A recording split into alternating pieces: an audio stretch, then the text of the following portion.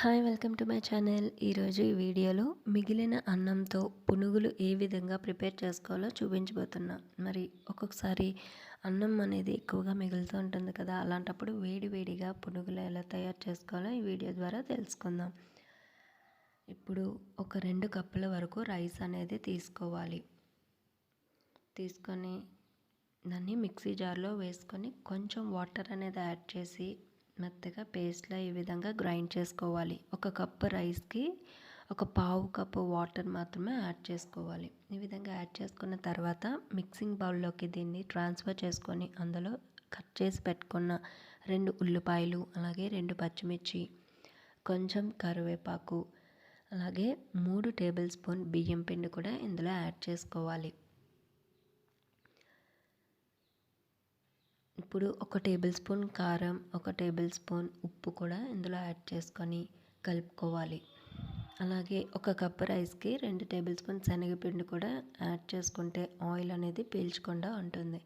అలాగే ఒక పావు టీ స్పూన్ జీలకర్ర కూడా యాడ్ చేసుకొని ఈ విధంగా కలుపుకోవాలి.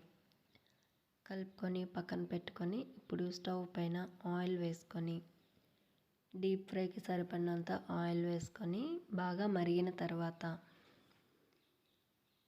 ఈ వీడియోలో చూపిస్తున్న విధంగా అందులో వేసేసుకోవాలి.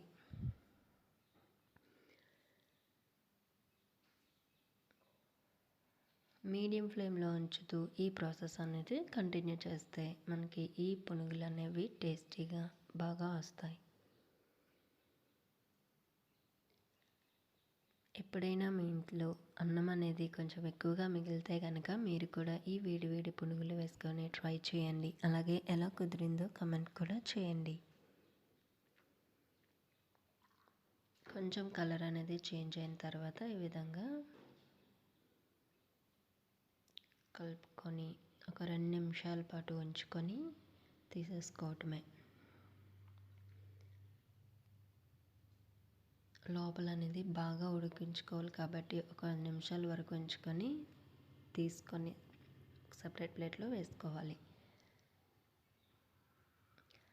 ఈ పునుగులు అనేవి మార్నింగ్ బ్రేక్ఫాస్ట్లో లేదంటే ఈవినింగ్ స్నాక్స్ టైం కింద కూడా వేసుకొని సర్వ్ చేసుకోవచ్చు.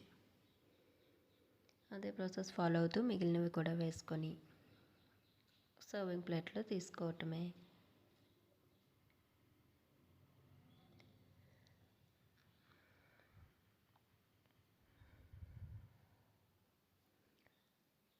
మరి ఈ చిన్న టిప్స్ ఫాలో అవుతూ మీరు కూడా ఈ వేడి పునుగులతో మిగిలిన అన్నం ఉంటే కనుక మీరు కూడా ఒక్కసారి ట్రై చేయండి. అలాగే మీ ఫ్యామిలీ ఫ్రెండ్స్కి కూడా షేర్ చేయండి.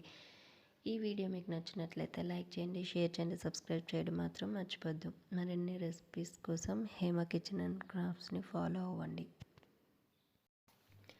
ఈ రెసిపీని ఒకసారి ట్రై చేసి ఎలా వచ్చిందో కమెంట్ ద్వారా కమెంట్ చేయండి. మరిన్ని రెసిపీస్ కోసం హేమ కిచెన్ అండ్ క్రాఫ్ట్స్ని ఫాలో అవ్వండి. Thank you for watching.